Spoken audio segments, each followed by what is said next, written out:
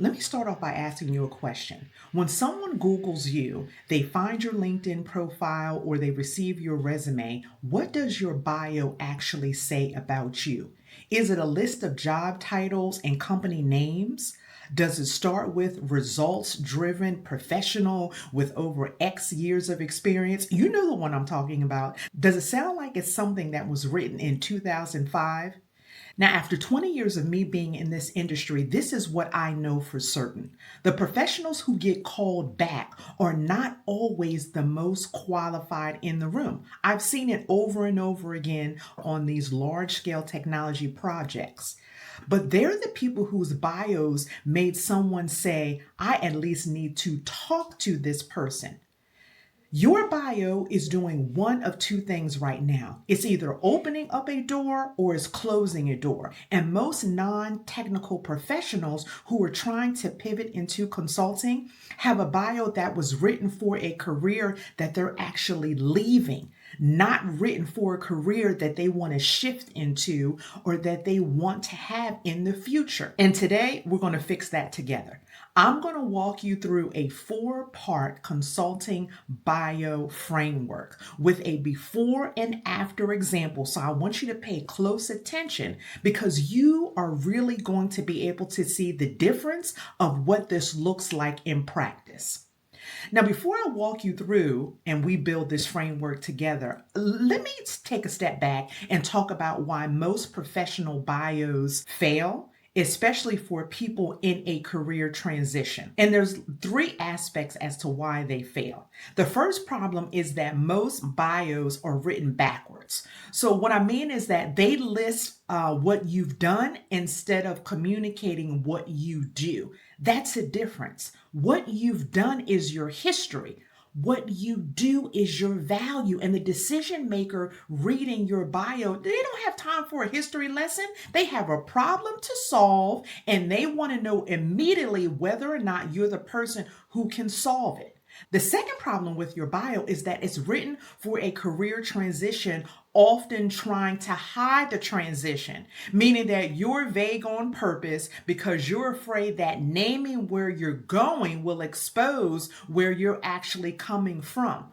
But I'm here to tell you that vague bios don't get callbacks. What bios do get callbacks are specific ones. The third problem, and this is the one that's specific to non-technical professionals pivoting into consulting, is that the bio is speaking the language of an old industry, meaning that it's full of jargon, it's role-specific titles, and it's performance metrics that mean nothing to a consulting client or a hiring manager who has never worked in your field. So let me give you an example.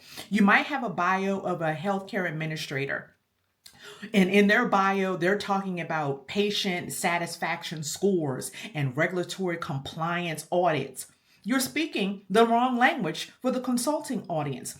It does serve a purpose, but not when somebody has like 30 seconds to see if you're the solution to their problem. It's like if you take that same experience reframed around, let's say, change management, process optimization, or even stakeholder alignment and management, that is speaking directly to what a client needs. Same career, different language, completely different result. So let's now jump into the bio framework. It's a 4-part bio framework. So if you need to pause this video, grab a notebook and your pen so you can start taking notes, do that. Again, the consulting bio has 4 parts and each part does a specific job, but together they tell your complete story in 3 to 5 sentences, short enough to hold someone's attention span, but specific enough to showcase your value and that you're at least the person they need to have a chat with. So here we go. Part 1. The positioning headline. This is your first sentence and it names what you are. I like to call it your consulting identity and the specific value that you bring. It's not your job title. It's not your years of experience. It is the clearest possible answer to this question. What do you do and who do you do it for? I'm going to give you an example of a weak sentence that I've seen. And I'm not talking about a specific Sarah. I'm just using Sarah as an example, but I've seen this. So a weak sentence says this: Sarah is an experienced HR professional with over 12 years in human resources management. Okay? A strong first sentence sounds like this: Sarah is an organizational change management consultant who helps mid-market organizations drive user adoption during technology implementations so that the system the clients invest in actually gets used. Same person. I'm talking about Sarah, who has the same background. I didn't put in somebody else's name, but that one sentence, that strong sentence, is what stops the scroll. Part 2, the credibility bridge. This is where your prior experience comes into play, but it's reframed in consulting language. You are not listing your old jobs. You are establishing domain expertise that makes you qualified to do the consulting work you just described in one sentence. So I'm sticking with Sarah. Maybe I'm sticking with Sarah because my mother-in-law is named Sarah, and I love that name. Let's focus and get to Sarah. For Sarah, that sounds like, with a decade of experience leading HR transformation initiatives across multi-site organizations, she brings firsthand knowledge of what actually drives and derails technology adoption at the employee level. Did you just notice what that sentence does? It translates HR experience into consulting value without making Sarah's pivot sound unrealistic. Part 3, the proof point. This is where you're going to list one specific outcome, one result, the moment where you're putting your consulting value in action. Now, it doesn't need to be from a formal, consulting engagement. It, of course, is going to be from your corporate career, as long as it demonstrates the kind of work that you're positioning yourself to do. So sticking with Sarah, most recently, she led the change management work stream for a Workday implementation across 4 regional offices, overseeing stakeholder communication, training strategy, design, planning, and go-live support for over 1,200 employees. The reader now knows that Sarah has done this before. One sentence, one result. And the last part 4, is the forward-facing close.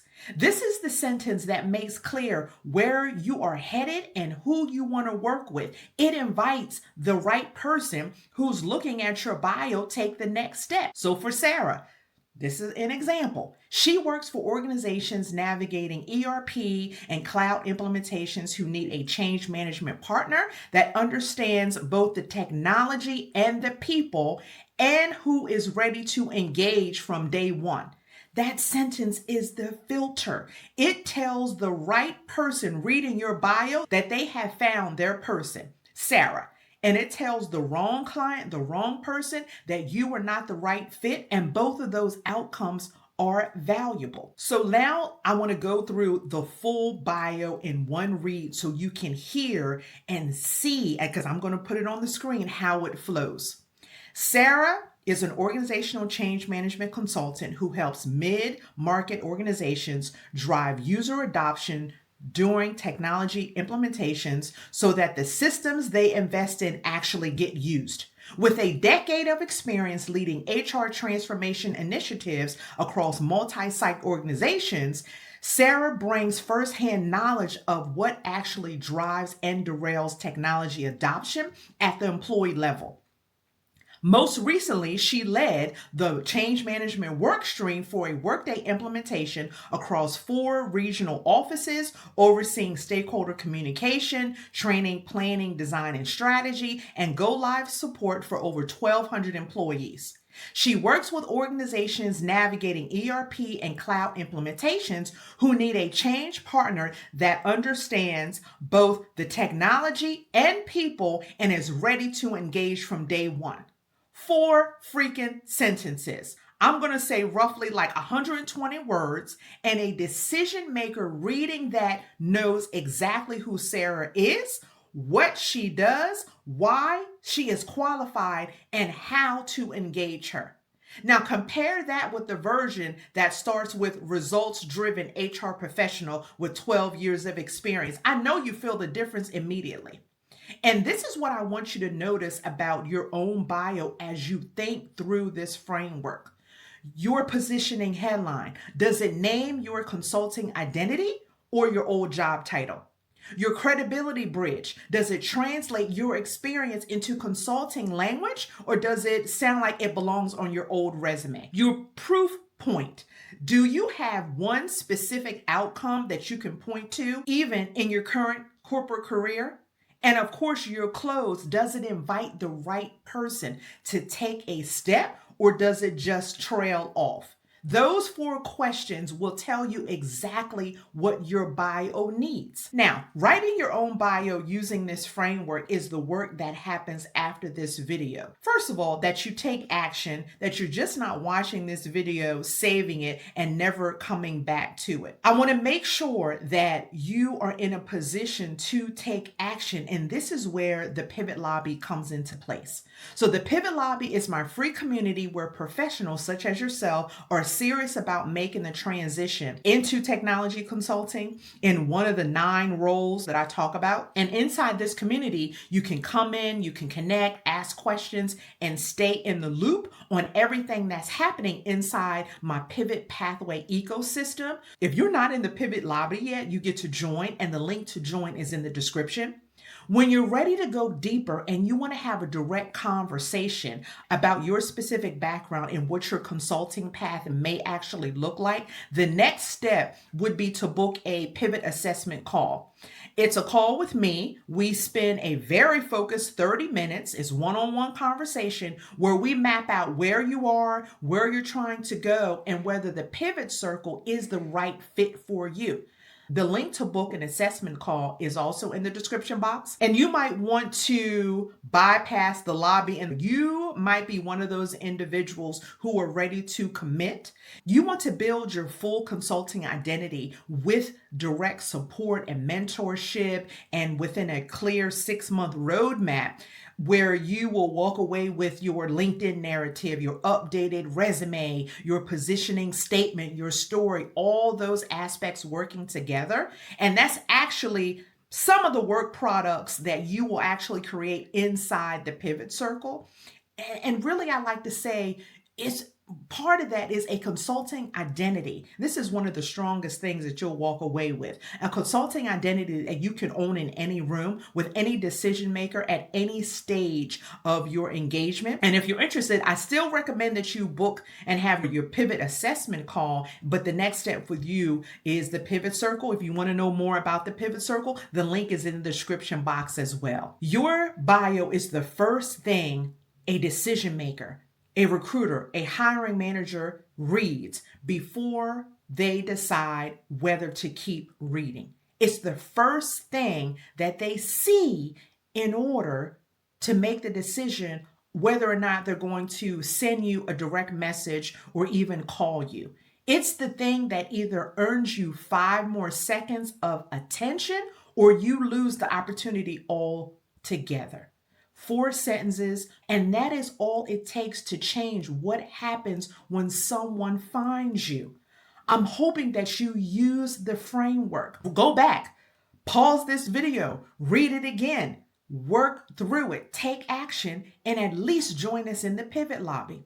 Now, next week, I'm going to be moving into your LinkedIn narrative, especially the About section that makes hiring managers stop scrolling and reach out immediately. If you did the pivot statement work from episode 5, and I'm going to put on the screen what that episode was, you already have the material that we're going to start working with. If you don't, go back and look at that episode, because next week, the work that you did, we're going to put it to work. Make sure that you subscribe to this channel, click the notification bell so you don't miss it. And please, if this framework helped you, if it was a light bulb moment for you, share it with someone. I always say sharing is caring. Share it with someone who's been sending out a bio that isn't doing them any justice. I can't wait to see you next week.